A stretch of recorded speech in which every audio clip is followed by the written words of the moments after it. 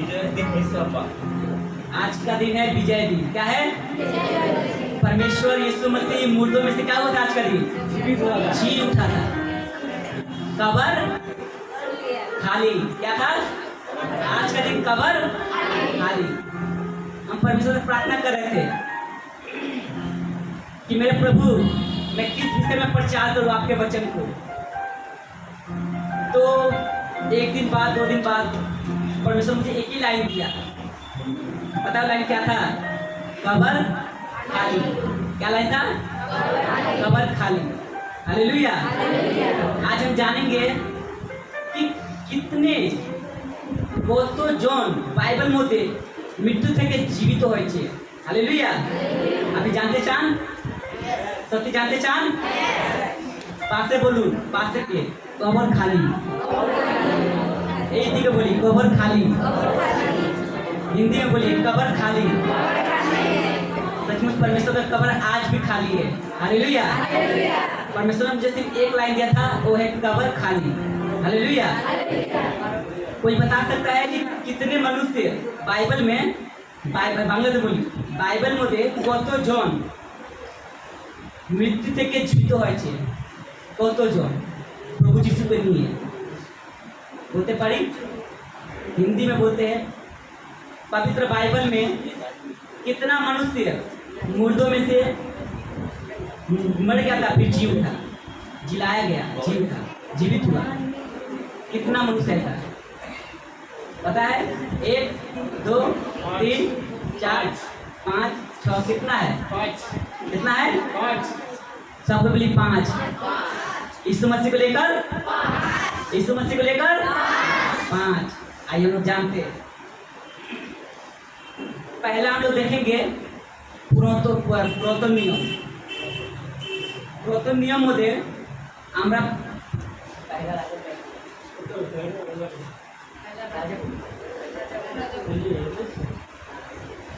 राजा बलि, हिंदी में पहला राजा, बांग्ला मध्ये बोला है राजा बलि। प्रथम राजा बलि। सबाई खुली प्रथम राजा बलि 17 अध्याय।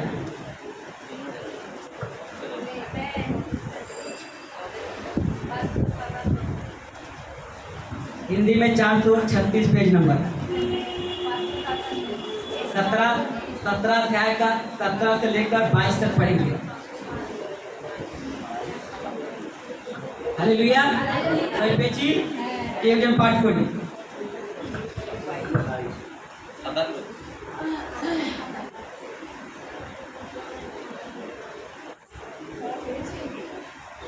সতেরো থেকে 22। ঠিক আছে, আপনি বলুন। যারা পায়নি ওরা শুনবে। এলিয় বিবরণ। আর গিলিয়াদ প্রবাসীদের মধ্যবর্তী তিসবি ও এলিয় আবহাওয়াকে কহিলেন, আমি যাহার সাক্ষাতে দণ্ডমান ইসরায়েলের 17 থেকে পড়ুন। 17 अध्याय 17 থেকে 22।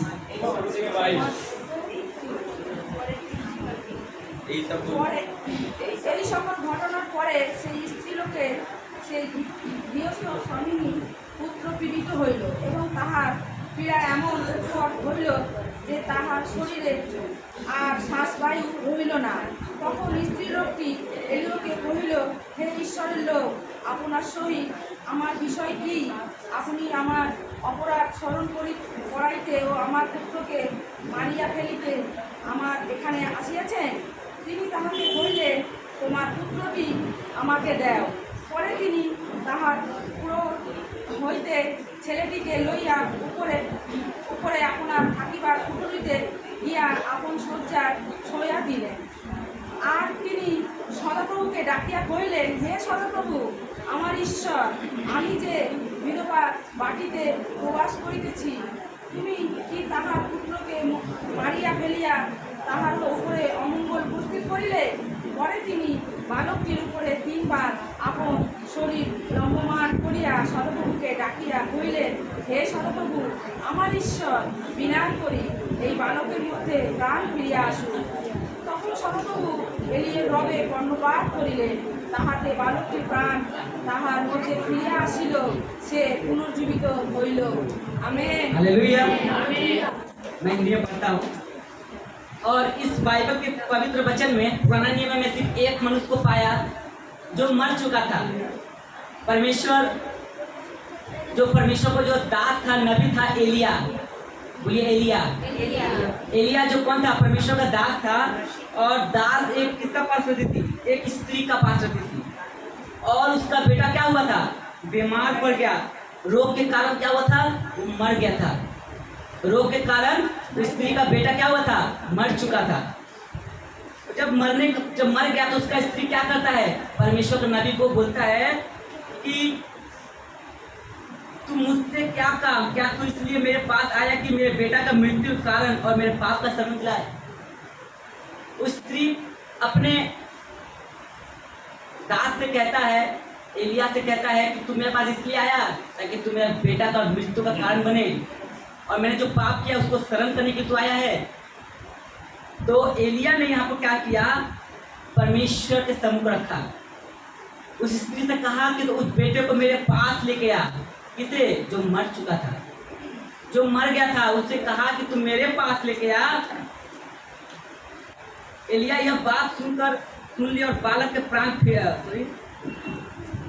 तब उसने 20 में पढ़ेंगे, वहां पर लिखा है, तब उसने यहोवा की पुकार कर कहा, हे मेरे परमेश्वर यहोवा, क्या तू इस विधवा का बेटा मार डालकर जिससे यहाँ मैं टिका हूँ, इस पर भी विपत्ति ले आया है? वो प्रार्थना करता है एलिया, किससे? परमेश्वर से, और कहता है, हे मेरे परमेश्वर, मैं जिसके पास रुका हूँ वो मुझ पे क्या कर रहा है? दोष लगा रहा है। तू मुझ पे दया कर ताकि जो मुझ पर दोष लग रहा है ये मुझसे हट जाए। तो इससे बेटे को प्राण को फिर से वापस लेके आ ताकि तेरा महिमा कोई देख पाए। और सचमुच एलिया उस संतान के संग क्या होता? लेट गया था।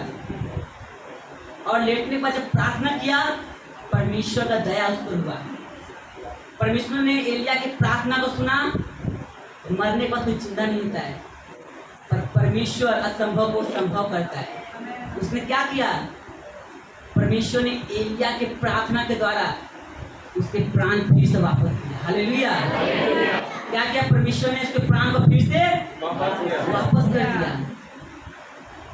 और सचमुच एक अद्भुत काम को देखकर जो स्त्री के पास रुकी थी, वो स्त्री परमेश्वर को धन्यवाद दिया प्रभु, और कहा कि सचमुच इसको अब गहराई से पढ़ेगा तो वो मन में परमेश्वर का प्रशंसा कर रहा है, बोल रहा है कि सचमुच असंभव था, पर परमेश्वर जन का प्रार्थना के कारण संभव हुआ। हालेलुया। ये कौन था? पहला पुराना नियम का पहला एक ऐसा मनुष्य था जो मृत्यु में से जी कर उठा। कैसे? प्रार्थना के द्वारा। आइए हम लोग दूसरा देखते हैं नया नियम में, और कौन जीवित हुआ? कितना? 5 बताया था ना, अभी 1 का सिर्फ बताया है, अभी और 4 बाकी। दूसरा खोलेंगे लूक का, उसका 7 अध्याय का 11 से 15। लूक का 7 अध्याय 11 से 15। हिंदी में पेज नंबर 93।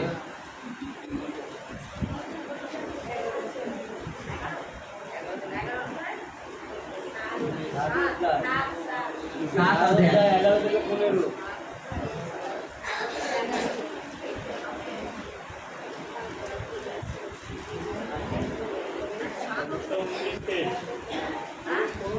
अपनी माइक को बोल दीजिए। 11 থেকে 15। 7 अध्याय 11 থেকে 15।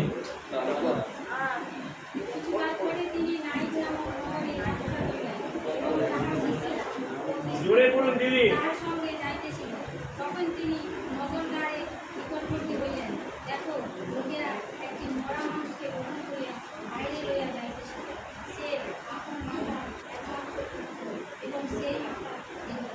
আর নগরের অনেক লোক তাহার সঙ্গে ছিল। তাহাকে দেখিয়া প্রভু তাহার প্রতি করুণাবিষ্ট হইলেন এবং তাহাকে কহিলেন, পারিও না। পরে নিকটে গিয়া 8 বর্ষ করিলেন। আর বাকিরা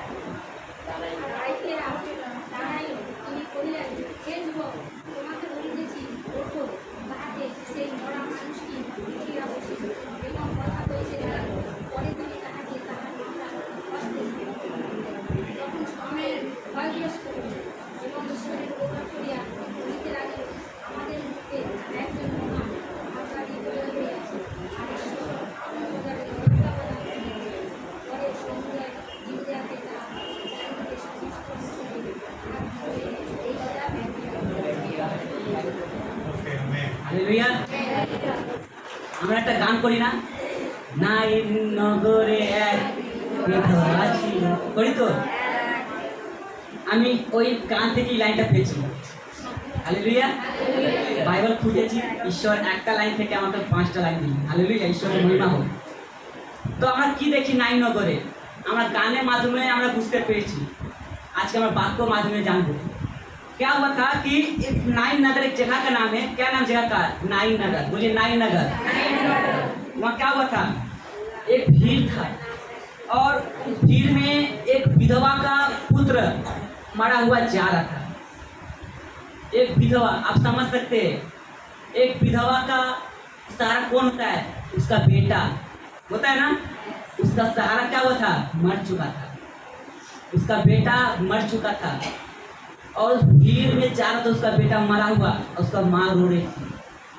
और उसी भीड़ में भी प्रभु यीशु मसीह भी जा रहे थे। उस भीड़ को, उसकी माँ का रोना देखकर प्रभु यीशु मसीह को क्या हुआ? तरस आया। हालेलुया। यीशु मसीह को तरस आया उस विधवा औरत पर। और विधवा औरत और उस लाश को क्या किया? मरा हुआ तो क्या किया? बोला कि उसे देखकर प्रभु को तरस आया और उससे कहा, मत रो। पहले परमेश्वर आपको बल और साहस देता है। यहाँ पहला में क्या कहा? मत रो। आपको परमेश्वर रोते हुए दिखना नहीं चाहते, क्योंकि आप परमेश्वर का जन है, आप परमेश्वर का बेटा है, आप बेटी है। आप रोते हैं, परमेश्वर आपको दुख को जान जाता है। उसके बाद बोलता है कि आप तुझे रोने का जरूरत, आपको रोने की जरूरत, मैं आपके प्रार्थना को, मैंने आपके आंसू को, मैं आपके प्रार्थना को क्या करूंगा? उत्तर दूंगा। हालेलुया। उस प्रकार उसकी माँ रो रही थी उस दिन, उसने उसका माँ रो रही थी, तब उसके पास आकर अर्जी को छुआ। मरा हुआ बेटे को परमेश्वर ने क्या किया? प्रभु यीशु मसीह ने छुआ और कहा, हे जवान, मैं तुझसे कहता हूँ, उठ। किससे कहा? मरा हुआ से बोल रहा है, मरा हुआ कोई बात नहीं करता है, मरा हुआ से बोल रहा है, हे जवान, मैं तुझसे कहता हूँ, उठ। तब वह मुर्दा, क्या हुआ? मुर्दा उठ बैठा और बोलने लगा। उसे देखकर उसको माँ को सौंप दिया। वो मुर्दा मर चुका था, लेटा हुआ था, बैठा खाट पर लेटा हुआ था। परंतु जब परमेश्वर ने कहा, उठ, हे जवान तू उठ, उठा और बैठा और बातें करने लगा। और जब बेटा उसका जीवित हो गया, उसको माँ का कितना आनंदित हुआ, उसका माँ कितना आनंदित हुआ। कहा कि मेरा एक सहारा चल गया था, पर प्रभु ने मुझ पे तरस खाया। यीशु मसीह ने मुझ पे तरस खाया। प्रभु यीशु मसीह ने मेरी आंसुओं को देखा और मुझे पहले ही कहा, पहला लाइन में कहा, मत रो। और उसका बेटा को जिंदा करके उसको क्या कर दिया? उसको माँ को सौंप दिया। हालेलुया। सोचिए, आप जब प्रार्थना में अपने आंसुओं को बहाकर प्रार्थना करते हैं, परमेश्वर आपके आंसुओं पे प्रार्थना का उत्तर देते हैं। भले ही हम लोग नहीं देख पाते हैं, परंतु परमेश्वर आपके आंसुओं को जानता है कि आप किस लिए अपने आंख के आंसुओं को निकाल रहे हैं। क्योंकि परमेश्वर आपको नहीं देखना चाहता रोते हुए, क्योंकि हम उनके बेटे और बेटी है। हम सब जगत में हिरा चुके थे, खो गए थे, परंतु यीशु मसीह अपने बड़ी कृपा दया के अनुसार हम सबको क्या किए? अपने पास खींच के लाया। परमेश्वर ने अपने प्रेम के द्वारा हम सबको अपने पास क्या किया? अपने पास लेकर। हालेलुया। और तीसरा नंबर देखेंगे, उसी लूक अध्याय 8 का 41। 41 এক পাতা পড়ে एक पेज का बाद में लूक का 8 अध्याय 41, 42, 49, 50, 52, 54 এরা পড়বেন কেন আপনি ভালো শুনতে পারেন। আপনি শুনুন, কেন कि ईश्वर बात को बोले, जिसके पास कान हो वह सुने। 41 देखे আর দেখো জাহির নামে এক ব্যক্তি जल्दी से बया जाए। আর দেখো জাহির নামে এক ব্যক্তি আসিলেন, তিনি সমাজগৃহের একজন অধ্যক্ষ। তিনি যিশুর চরণে পড়িয়া তাহার গৃহে আসিতে তাহাকে বিনতি করিতে লাগিলেন, কারণ তাহার একটি মাত্র কন্যা ছিল, বয়স কমে 12 বৎসর, আর সে মৃতপ্রায় হইয়াছিল। যিশু তখন যাইতেছিলেন, লোকেরা তাহার উপরে চাপাচাপি করিয়া পড়িতে লাগিল। তারপরে আর কোথায় पहले से और पूरे आपकी पूरी 49 থেকে 44 49 থেকে 44 পর্যন্ত 54 পর্যন্ত। তিনি কথা কইতেছেন, এমন সময় সমাজকের বাটি হইতে একজন আসিয়া কহিলেন, আপনার কন্যা মৃত হইয়াছে, গুরুকে আর কষ্ট দিবেন না। তাহা শুনিয়া যিশু তাহাকে উত্তর করিলেন, ভয় করিও না, কেবল বিশ্বাস করো, তাহাতে সুস্থ হইবে। পরে তিনি সেই বাটিতে উপস্থিত হইলেন। পিতর যাকব ও যোহন এবং বালিকাটি পিতা ও মাতা ছাড়া আর কাউকে প্রবেশ করিতে দিলেন না। তখন সকলে তাহার জন্য কাঁদিতেছিল ও বিলাপ করিতেছিল। তিনি কহিলেন, কাঁদিও না, সে মরে নাই, ঘুমাইয়া রহিয়াছে। তখন তাহারা তাহাকে উপহাস করিল, কেননা তাহারা জানিত সে মরিয়া গিয়াছে। কিন্তু তিনি তাহার হাত ধরিয়া ডাকিয়া কহিলেন, বালিকা উঠো। তাহাতে সে তাহার আত্মা ফিরিয়া আসিল ও সে তৎক্ষণাৎ উঠিল, আর তিনি তাহাকে কিছু আহার দিতে আজ্ঞা করিলেন। আমেন। हालेलुया। यहाँ पर हम देखेंगे याईर नाम, ठीक है। तो एक सरदार था, एक सरदार का नाम था याईर। उसका एक बेटी थी, कितना साल का? 12 साल का, छोटी बच्ची थी। और क्या हुई थी? वो बीमार थी, और बीमार के कारण प्रभु यीशु मसीह के पास याईर यीशु मसीह के पैरों पे गिर के कहता है कि तू मेरे घर चल, और मेरे घर चल, मेरा बेटी क्या है? बीमार है। क्या है?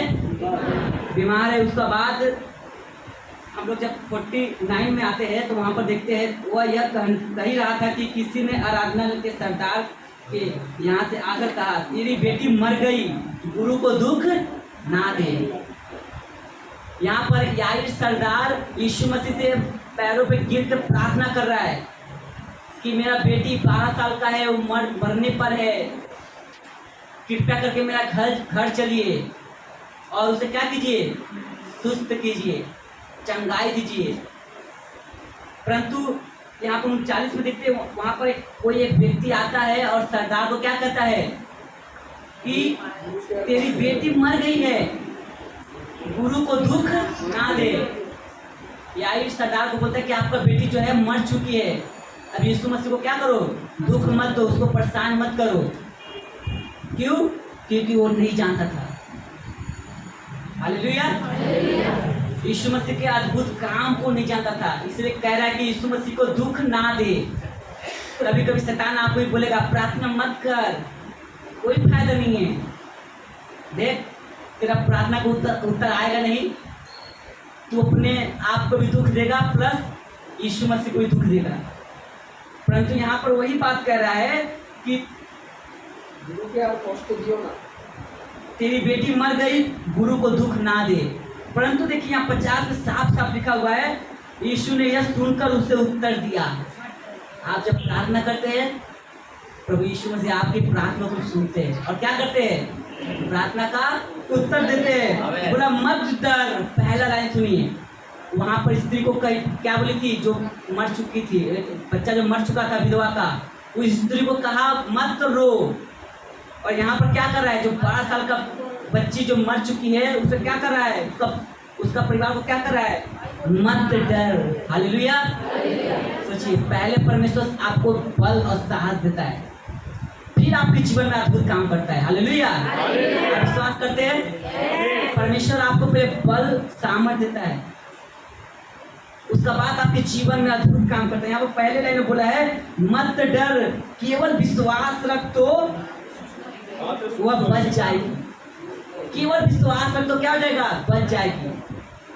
अगर कोई मर जाता है, अगर हम बोलेंगे कि आप विश्वास कीजिए, विश्वास नहीं करेगा। पता है क्या बोलेगा? एक लाइन, मरा हुआ कभी वापस नहीं आता है, कहता है ना। परंतु यीशु मसीह अद्भुत काम करते हैं, आश्चर्य काम करते हैं, जो कोई नहीं कर सकता वो यीशु मसीह कर दिखाते हैं। हालेलुया। जो कोई नहीं कर सकता वो यीशु मसीह कर दिखाते हैं। हमारे पाप को कोई नहीं मिटा सकता था, लेकिन प्रभु यीशु मसीह अपने लहू के द्वारा हमारे पाप को मिटाया है। हालेलुया। यहाँ पर वही लाइन परमेश्वर बहुत ही अच्छे लाइन बोला है, केवल विश्वास रख तो वह बच जाएगी। और उसके सरदार ने विश्वास किया था कि जब हम प्रभु यीशु मसीह से प्रार्थना किए, हम जब प्रभु यीशु मसीह से प्रार्थना किए तो जरूर उत्तर देंगे। और यहाँ पर घर में आकर पतरस ने 42 पढ़ेंगे, वे सब जानकर कि वो मर चुकी है, उसके हंसने ना लगे। 53 में लिखा है, वे सब जानकर कि वह मर गई है, उसकी हंसी करने लगे। परंतु उसने उसके हाथ पकड़कर और पुकारकर कहा, हे लड़की उठ। वहां पर क्या खाट के ऊपर, खाट के ऊपर लेटी हुई थी और यीशु ने उसके पास जाकर कहा, परंतु उसने उसके हाथ पकड़कर, यीशु मसीह उस बच्ची का हाथ पकड़ के कहा, हे लड़की उठ। सोचिए यीशु मसीह कैसे उठाते थे मुर्दों को, बोलते थे उठ। क्या बोलते थे? उठ। और क्या होता था? जीवित होता था। हालेलुया। और वो जीवित हो उठा। और पता है क्या कहा यीशु मसीह ने? ये मरी नहीं है, सोई हुई है। हालेलुया। मरी नहीं हुई है, ये सोई हुई है। कितना जन हुआ? 3। हालेलुया। देखो जो आप लोग ध्यान दिए कि नहीं? आप आएंगे, हम लोग देखेंगे लाजर, सुने ना? लाजर के बारे में बहुत हम लोग बच्चे में सुने हुए। आइए लोग लाजर को देखते हैं। यूहन्ना 11 अध्याय 38 से लेकर 43 तक। जोहन 11 अध्याय 38 लेके 43।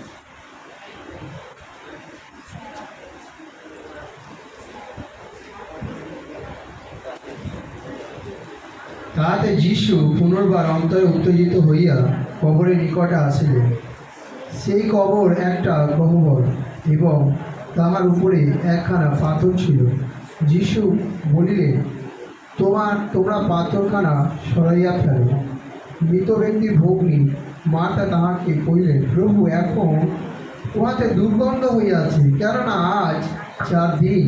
যীশু তাহাকে কহিলেন, আমি কি তোমাকে বলি নাই যে যদি বিশ্বাস করো তবে ঈশ্বরের মহিমা দেখিতে পাইবে? তখন তাহারা পাথরখানা সরাইয়া ফেলিল।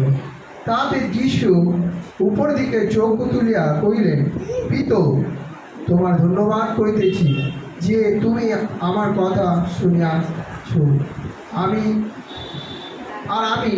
জানিতাম তুমি সর্বদা আমার কথা শুনিয়া থাকো, কিন্তু এই যে সকল লোক চারিদিকে দাঁড়াইয়া আছে, ইহাদের নিমিত্ত এই কথা কহিলাম, যেন ইহারা বিশ্বাস করে যে তুমি আমাকে প্রেম করিয়াছ। ইহা বলিয়া তিনি উচ্চৈ রবে ডাকিয়া বলিলেন, লাজার বাহির হইয়া আইসো। তাহাতে সেই মৃত ব্যক্তি বাহিরে আসিলেন। हालेलुया। हम लोग लाजर के बारे में जानते हैं। आइए हम लोग फिर से एक बार लाजर के बारे में जानने की कोशिश करते हैं। लाजर जो क्या हुआ था? मर चुका था और उसे क्या कर दिया गया था? उसको कब्र में भी दे दिया गया था। किसको? लाजर को। लाजर मर चुका था, उसको कब्र में दे दिया गया था। कब्र कितना दिन से था? 4 दिन से वो कब्र में था। और यीशु ने मन में बहुत ही उदास होकर कब्र के पास आया। वह एक गुफा थी और एक पत्थर उस पर रखा हुआ था। यीशु मसीह ने कहा कि लाजर कहाँ पर है, मुझे ले चल। उसका जहाँ घर था, घर से लेकर जहाँ कब्र था 2 माइल का रास्ता था। जब उस रास्ता से जब गया 2 माइल पर, और जब प्रभु यीशु मसीह वहाँ पहुँचा जहाँ पर लाजर को गाड़ा गया था, पहुँचने के बाद वहाँ पर क्या हुआ, यीशु मसीह फिर बहुत ही उदास होकर कब्र पर पाया। बहुत उदास हो गया था यीशु मसीह। पता क्यों? क्योंकि यीशु मसीह लाजर को बहुत मानता था और वो मर चुका था और 4 दिन से उस कब्र का अंदर में था और वहाँ पत्थर से ढका हुआ था। उसे देखकर यीशु मसीह पहले लाइन में बुलाया कि बहुत ही उदास होकर कब्र पर आया। और आने के बाद जब हम लोग देखते हैं, यीशु मसीह ने कहा पत्थर हटाओ। पहले क्या कहा? पत्थर हटाओ। या पत्थर हटाने का मतलब पता है क्या है? यदि आपके जीवन में अगर कोई भी अंधविश्वास है तो उसे आप पहले हटाइए। हालेलुया। अगर आपके जीवन में कोई भी अंधविश्वास है, पहले उसे हटाइए। अगर वो पत्थर अभी भी है तो परमेश्वर आपके प्रति अभी भी उदास है। हालेलुया।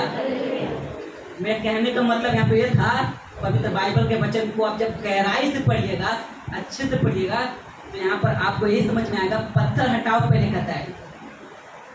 और मैं आज विश्वासी लोग से कहता हूँ, अपने भाइयों बहनों से मंडली से कहता हूँ, आपके जीवन में जितने भी अंधविश्वास है उसे पहले हटाइए, आप परमेश्वर की महिमा को देख पाएंगे। आप पर यहाँ वचन साफ साफ बोल रहा है कि पत्थर को हटाओ।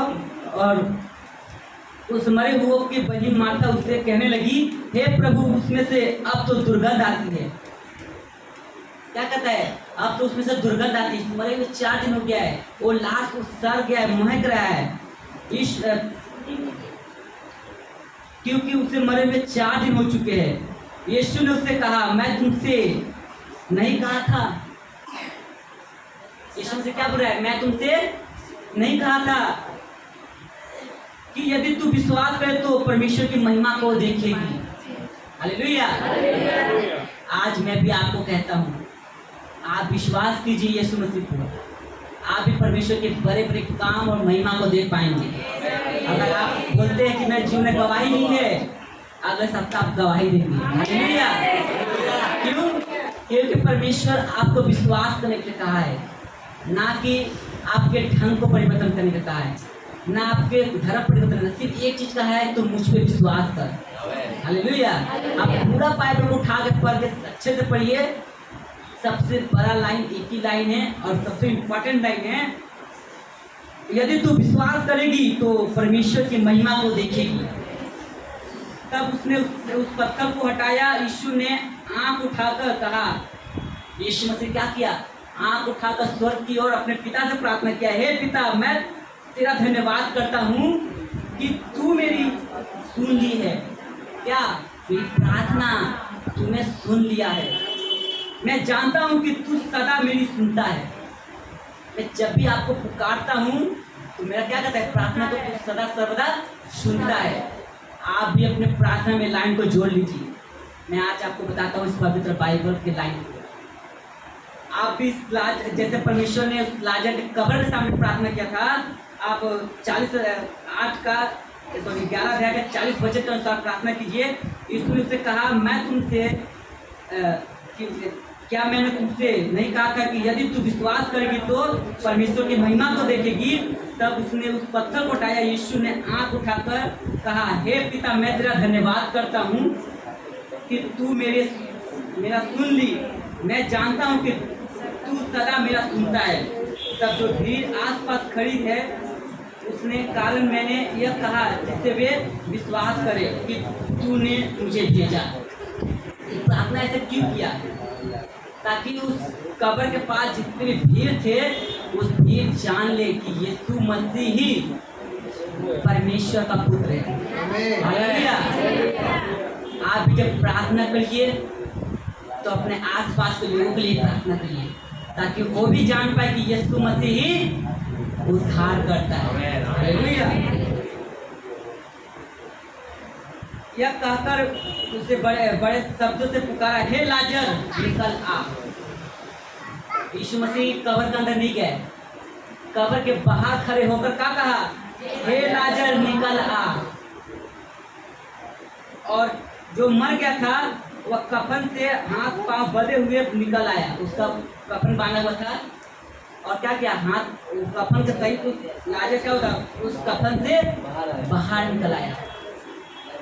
अब मैं आपसे 4 बताया, अब मैं आपसे पूछना चाहता हूँ वो कैसे जी उठे, पता है कि? और एक बात बताइए, पहले और एक बता दें, यीशु मसीह वाले बता देते हैं। हालेलुया। आइए हम लोग लूका का अध्याय खोलेंगे।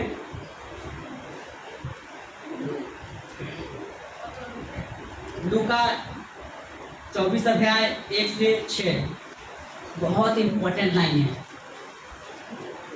मैं कब से बताने की कोशिश कर रहा हूँ यही लाइन, परंतु मैंने 4 को इसलिए रखा ताकि आप परमेश्वर के महान कार्य को जान पाए। हालेलुया। 24 अध्याय 1 से लेकर 6 तक। लूका 24 अध्याय 1 থেকে 6।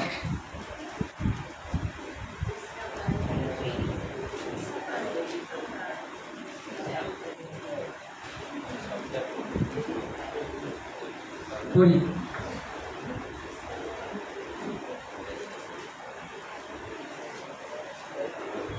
दादा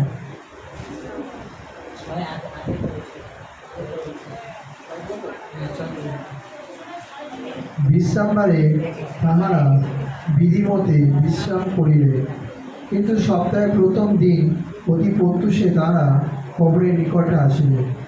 যে সুগন্ধি দ্রব্য প্রস্তুত করিয়াছিলেন তাহা লইয়া আসিলেন, আর দেখিলে কবর হইতে প্রস্তরখানা সরানো গিয়াছে, কিন্তু ভিতরে গিয়া প্রভু যিশুর দেহ দেখিতে পাইল না। তাহারা এই বিষয় ভাবিতেছেন, এমন সময়ে দেখো উজ্জ্বল বস্ত্র পরিহিত 2 পুরুষ তাহাদের নিকটে দাঁড়াইলেন। তখন তাহারা ভীত হইয়া ভূমির দিকে মুখ নত করিলেন। সেই 2 ব্যক্তি তাহাদিগকে কহিলেন, মৃতদের মধ্যে জীবিতদের অন্বেষণ কেন করিতেছ? তিনি এখানে নাই, কিন্তু উঠিয়াছেন। গালিলে থাকিতেই তিনি তোমাদেরকে যাহা বলিয়াছিলেন তাহা স্মরণ করো। আমেন। हालेलुया। हालेलुया। এবার জোরে বলতে পারি হালেলুয়া। আসি লাইনটা অনেক ইম্পর্টেন্ট, এই জন্য আপনাকে জাগাতে চাইলাম। हालेलुया। यहाँ पर हम लोग जानते हैं, अच्छे से जानते हैं कि यीशु मसीह हमारे पापों के कारण मारा गया। अगर यीशु मसीह क्रूस पे अगर मार नहीं जाते, अगर यीशु मसीह क्रूस पे नहीं जाते, अपना लहू नहीं बहाते, कोड़े नहीं खाते, तो आज मैं चंगा नहीं होता। कोड़े नहीं खाते मैं आज चंगा नहीं होता। अगर सताए नहीं जाते तो हम लोग शांति नहीं पाते। अगर यीशु मसीह क्रूस पे नहीं जाते तो हमारे पाप क्षमा नहीं होता। जैसे पुराने नियम में पढ़ेंगे बार बार बलि दिया जाता था, वैसे आज भी बार बार बलि दिया जाता। परंतु यीशु मसीह खुद ईश्वर होकर वो बलि हो गए और बोल रहे कि अब कोई बलि का कोई जरूरत नहीं, क्योंकि मैं तुम्हारे पापों के लिए बलि हो चुका हूँ। अब कोई पाप के लिए कोई बलि की जरूरत नहीं, क्योंकि मैं तुम्हारे पापों के लिए क्रूस पर बलि हो चुका हूँ। और देख मैं तुम्हारे पापों के लिए मारा गया, देख मैं तुम्हारे पापों के लिए मारा गया, परंतु तू पाप मत करना। हालेलुया। परंतु तू पाप मत करना। अगर यीशु मसीह मर जाते हमारा पाप नहीं मरता। यीशु मसीह क्रूस पर मर जाते, अगर जीवित नहीं उठते तो हमारा पाप नहीं मिटता। शैतान का राज हो जाता पूरा। शैतान पूरा इस जगत को जो सारी सृष्टि का बनाया, समस्त सृष्टि आकाश और पृथ्वी यीशु मसीह ने बनाए, पूरे पृथ्वी को बनाए, आपको हमें वस्तु हर एक जंतु को बनाए परमेश्वर। और यीशु मसीह का क्रूस में मरने के बाद जीवित नहीं होते तो आज इस पूरे जगत में शैतान का राज रहता। परंतु हमारे पापों के कारण, हमारे अधर्म के कारण यीशु मसीह क्रूस पे मारे गए। शुक्रवार का दिन था जिसे हम लोग गुड फ्राइडे बोलते, क्रूस पे मारे गए और उसे शाम का टाइम कहाँ दे दिया गया था? कब्र में डाल दिया गया था। शनिवार जिसे हम लोग जब परमेश्वर सृष्टि किए उस दिन विश्राम दिन भी कहते हैं, परंतु उस दिन परमेश्वर विश्राम नहीं किए थे। उस दिन पाताल लोक में जाकर शैतान के समस्त काम को नाश किए थे। हालेलुया। और रविवार का दिन जिसको आज का दिन हम लोग विजय दिन बोलते हैं, हम लोग हिंदी में पुनरुत्थान का दिन बोलते हैं, हालेलुया। विजय दिन बोलते हैं, पुनरुत्थान बोलते हैं, ईस्टर संडे बोलते हैं। आज का दिन यीशु मसीह समस्त पापों पे जय पाए, मुर्दों में से जी उठे, हालेलुया। मुर्दों में से जी उठे। यहाँ पर हम लोग 4 आदमी को देखे जो मर गया था, उसे जिलाया गया। मर गया था 4 आदमी, मुर्दों में से जिलाया गया, लेकिन यीशु मसीह खुद परमेश्वर की महिमा के द्वारा जी उठे। उसे उठाया नहीं गया, उसे जिलाया नहीं गया, वो अपने परमेश्वर, अपने पिता के महिमा के द्वारा जी उठे। हमारे समस्त पाप को मिटाकर जी उठे। हमारे और आपके समस्त पाप को मिटाकर क्या हुए? जी उठे। और मरियम वहाँ पर क्या हुआ था? उस दिन वो कब्र के पास गई थी, बढ़िया सुगंधित सैंड लेकर, हम लोग सैंड बोलते हैं इसमें, हिंदी में दर्द बोलते हैं, ठीक है। वो लेकर गई थी किस लिए? कि यीशु मसीह मर चुके हैं, उसके सौ पर मैं क्या करूँगा? वो सुगंधित सैंड को डालूंगा। परंतु वहाँ जाकर क्या देखा कि जो कब्र है वहाँ पर पहाड़, जो पत्थर है वो लुढ़का हुआ है, हटा हुआ है। वो इतना भारी था कि कोई मनुष्य का बस का बात नहीं था हटाने के लिए, कम से कम बहुत सारा मनुष्य चाहिए उसको हटाने के लिए। परंतु वहाँ जाकर देखता है कि वो पत्थर हटा हुआ है, और अंदर जाकर देखता है कब्र, कब्र खाली। और वहाँ जाकर देखकर डर जाती है कि कौन यीशु मसीह का लाश को चोरी करके लेकर चला गया। परंतु वहीं पर 2 स्वर्गदूत उसे दर्शन देता है और वो डर जाती है। डरने के बाद वो झुककर उसके सामने डर पर ठोकर पूछती है। तो वहां पर क्या कर रहा है? तो वहां पर स्वर्गदूत कहता है, तुम जीवितों को मरे हुए में क्यों ढूंढते हो? तुम जीवितों को, जो कोई मरता नहीं है, तुम जीवितों को क्यों मुर्दों में ढूंढते हो? परंतु यहाँ नहीं, जी उठा है। क्या बोल रहे हैं स्वर्गदूत? यहाँ नहीं है, वो जी उठा है। स्मरण कर, उसे विश्वास कर, वो जी उठा है, स्मरण करो। हालेलुया। आप यहाँ पर अच्छे से लाइन को पढ़िएगा। आज जो वचन दिए, अगर आप लोग कोई लिखे हैं, नोट किए, तो अच्छा से पढ़िएगा वहाँ पर। तो यहाँ पर हम लोग देखते हैं, जब एलिया का जो जहाँ पर ठीक वहाँ मर चुका था, तो क्या हुआ था? परमेश्वर के दया के द्वारा, वहाँ पर प्रार्थना के द्वारा वो जिलाया गया। फिर जो 9 नगर में देखते हैं, वहाँ कैसे जिलाया गया? परमेश्वर ने उस पर तरस खाया, इसमें से उस पर तरस खा के जिलाया गया। याईर कौन था? जो मरने पर था, उसके प्रार्थना के द्वारा प्रभु यीशु मसीह ने उसको जिलाया। लाजर जो उसको दोस्त भी कहलाता है, उस पर क्या किया? तरस, उस पे प्रार्थना के द्वारा उस पर तरस खाया और वो प्रार्थना के द्वारा जिलाया गया। लेकिन आप ध्यान से बाइबल को पढ़िए, यीशु मसीह के लिए कोई प्रार्थना नहीं किया था कि जी उठ। ध्यान से पढ़ी बाइबल को, वहाँ कोई प्रार्थना नहीं किया था कि यीशु मसीह मर गया है तो जी उठ। उसका चेला तक भी प्रार्थना नहीं किया था कि यीशु मसीह मर गए हैं, जैसे लाजर को जिलाया, उससे हम लोग जाकर यीशु मसीह के लिए प्रार्थना कर ताकि जी उठे। कोई नहीं प्रार्थना किया था। लेकिन प्रभु यीशु मसीह अपने पिता के महिमा के द्वारा जी उठे। यीशु मसीह किसी ने तरस नहीं खाया था, परंतु परमेश्वर यीशु मसीह ने शैतान के समस्त कार्य को नाश करके जी उठे। हालेलुया। यहाँ पर जितने भी मारे गए 4 आदमी, उस वहाँ पर देखते हैं प्रभु यीशु मसीह के अब क्या हुआ था? यीशु मसीह का दया हुआ। वहाँ पर दया हुआ, यीशु मसीह का करुणा हुआ। वहाँ पर प्रभु यीशु मसीह से प्रार्थना किया गया, परमेश्वर से प्रार्थना किया गया, विनती किया गया, तब वो जिलाया गया। और यीशु मसीह जो सारे सृष्टि का मालिक है, आकाश और पृथ्वी का मालिक है, जो आपका हमारा पिता है, जो विधवाओं का पति और अनाथों का पिता है, वो स्वयं जी उठे। हालेलुया। अपने पिता के महिमा के द्वारा जी उठे। उसके लिए कोई भी प्रार्थना नहीं किया था। प्रभु यीशु मसीह जी उठने के बाद अपने चेलों का संग 40 दिन रहे, बहुत कुछ बातें सिखाए, स्वर्ग चले गए, अपने पिता के दाहिने जाकर बैठे। और वो आज भी जीवित है। इस धरती पर, इस पृथ्वी पर बहुत सारे लोग आए, गौतम बुद्ध आए, महावीर जैन आए, बहुत सारे लोग आए, बहुत सारे नाम पड़ा हुआ है, बहुत अच्छे अच्छे बात बताए, लेकिन मरने के बाद कोई नहीं जी उठा। मरने के बाद उसका कोई नहीं रहा, कोई बोलते ना एक जिससे हम बात कर सके। परंतु यीशु मसीह जब मर चुके फिर से जी उठे, और वही परमेश्वर आज आपसे हमसे बातें करना चाहता है। कब?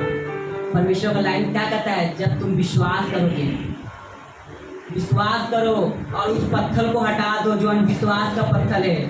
मत रो, क्योंकि तुम्हारा रोना अब बंद होना है, क्योंकि परमेश्वर आपके आंसू को देख चुका है, परमेश्वर आपके प्रार्थना को सुन चुका है। परमेश्वर का कब्र आज भी खाली है। प्रभु यीशु मसीह आज भी जीवित है। प्रभु यीशु मसीह आज भी आपसे वादा करता है कि मैं विधवाओं का पति और अनाथों का पिता हूँ, मैं तुम्हारा पिता हूँ, तू हमारा बेटा है, तू हमारा बेटी है। तुझे सब कुछ छोड़ देगा परंतु मैं नहीं छोड़ूंगा। आज भी आप YouTube खोल कर देख लीजिए, बहुत सारे चैनलों पे देख लीजिए, मर चुका था परंतु यीशु मसीह के दया के अनुसार जी उठा है, परंतु उसका बाइबल में लिखा नहीं गया है। एक दिन अजीत भाई उसको गवाही दे रहा था कि ये काम करते करते मेरा हार्ट अटैक उठा और मैं मर गया था, परंतु यीशु मसीह का दया हुआ मुझ पर और मुझे फिर जिलाया, मैं फिर से जीवित हो गया। अब मैं ये जीवन को यीशु मसीह का नाम करता हूँ। लेकिन इसका बारे में बाइबल में नहीं लिखा गया है, लेकिन ऐसा काम रोज प्रतिदिन हो रहा है, क्योंकि यीशु मसीह आज भी जीवित है और वो मुर्दों को जिलाता है। वो आपसे हमसे प्यार करता है। वो आपके जीवन में इसलिए आया ताकि तू मेरे जैसा बन सको। देख, मैं तेरे लिए स्वर्ग में घर बनाता हूँ, तू मेरे पास आ, तू मेरा बेटा है, तू मेरा बेटी है।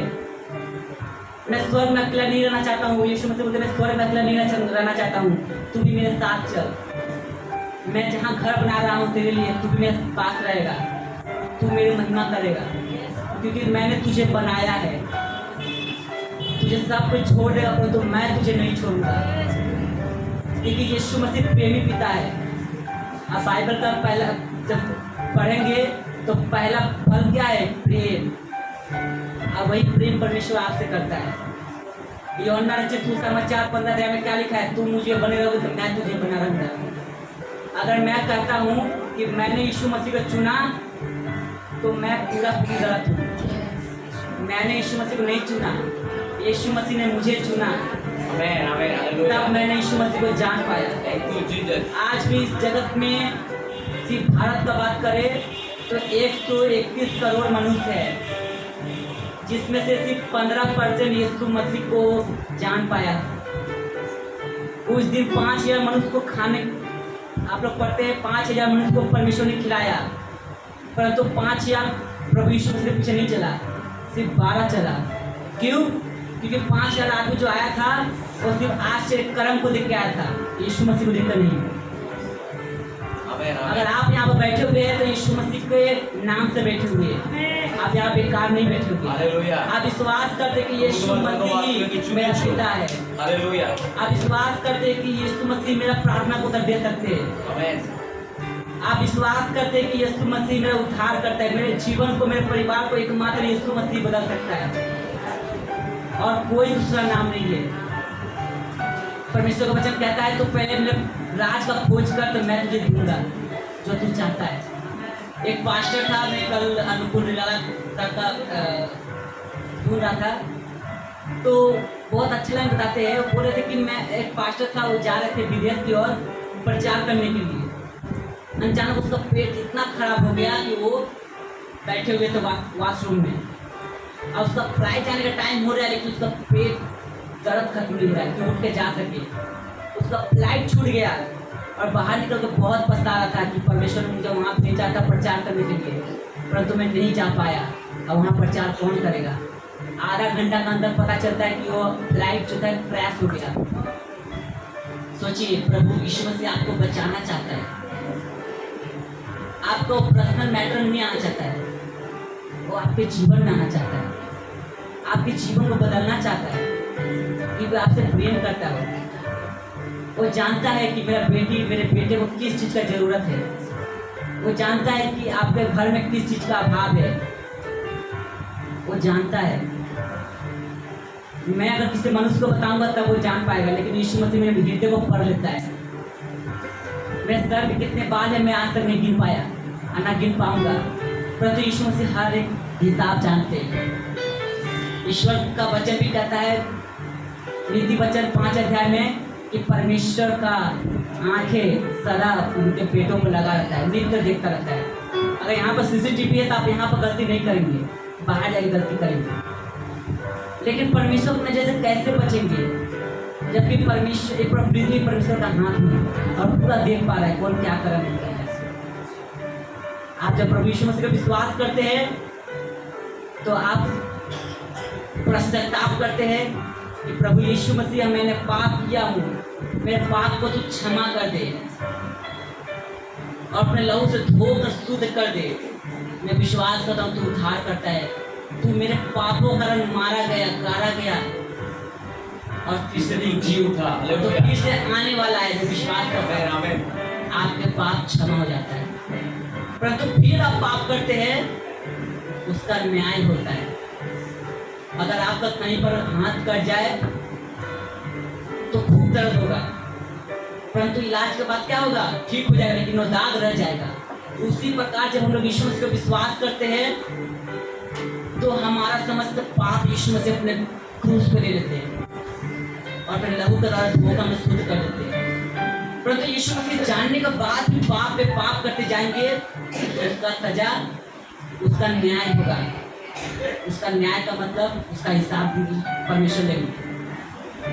अगर मैं आपसे पूछूंगा कि सबसे बड़ा पाप क्या है तो आप लोग बोलेंगे शराब पीना, ऐसा करना, झूठ बोलना। लेकिन आप बाइबल को अच्छे से खोल के पढ़िए, आप एक लाइन अच्छे से पढ़ पाइएगा। सबसे बड़ी पाप यही है कि यीशु मसीह को प्रभु बोलकर नाम स्वीकार करना। हालेलुया। सबसे बड़ी पाप यही है कि आप यीशु मसीह को प्रभु उद्धार करता बोलकर अंगीकार नहीं करते। आप सब कुछ करते हैं, गरीबों को दान देते हैं, मुंह से गाली नहीं देते हैं, आप नशा नहीं करते हैं। अगर यीशु मसीह को परमेश्वर का पुत्र उद्धार करता बोलकर स्वीकार नहीं करते हैं तो जान लीजिए सबसे बड़ा पाप करते हैं। उससे बड़ा पाप कुछ नहीं है। अगर एक माँ अपने बच्चों को जब जन्म देती है तो आशा रहती है कि ये बच्चा मुझे माँ कहेगा, लेकिन अगर वही बच्चा अगर अपने माँ को माँ ना कहे तो सोचिए उस माँ का दिल में क्या बीतता है। मैं नहीं समझा पाऊंगा, लेकिन एक माँ अच्छा समझा पाई।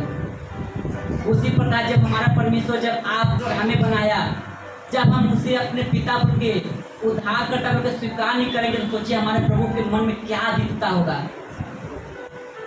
प्रभु बोलता है कि आज मैं तुम्हारे दरवाजे पे खड़ा हूँ।